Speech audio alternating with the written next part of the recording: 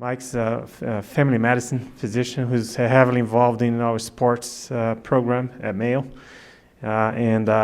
We work together in several occasions, and along with our colleagues in orthopedic in sports medicine. So Mike will give us his perspective on screening patients in pre-sports participation.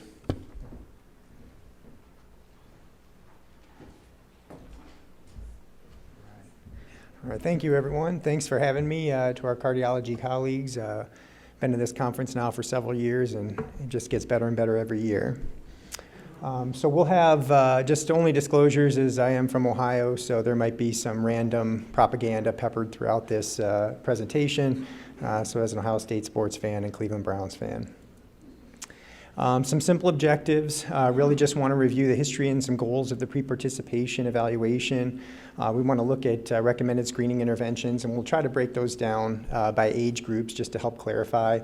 And then we'll take a look at some of the most common causes of sudden cardiac death amongst these athletes in different age groups. So we really want to push participation both in organized team sports and just in exercise in general for a lot of reasons. Obviously, there's a lot of data on the benefit to our population of organized sports and exercise that goes along with that. We know that our team sports have a very positive effect on weight status, and as a country that currently has a 20% obesity in our children, about 30% obesity in our adults, and a CDC prediction that 75% of Americans will be overweight or obese by 2020. Working on these population level initiatives to help address that is going to be imperative. We know that the team sports have a good impact on psychological health, which if you turn on the news, you'll understand the importance of that. There's been a lot of data collected in terms of impact on depression, anxiety, stigmatization, and even self-esteem. Not to mention teaching things like responsibility and accountability. Team sport participation, it does improve academics, both generally and in specific populations, such as our attention deficit disorder patients.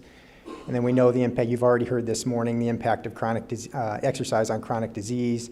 And again, when you're talking about 50% of the population, our adult population with at least one chronic disease, 25% with two or more chronic diseases. Again, these are things we want to ensure if we're gonna, that we want to push exercise in a safe fashion. So a little bit on the history, so can make the case for the need for pre-participation evaluations going back to the 5th century BC in the case of Phidippides. He was the Athenian who ran the 26.2 miles from the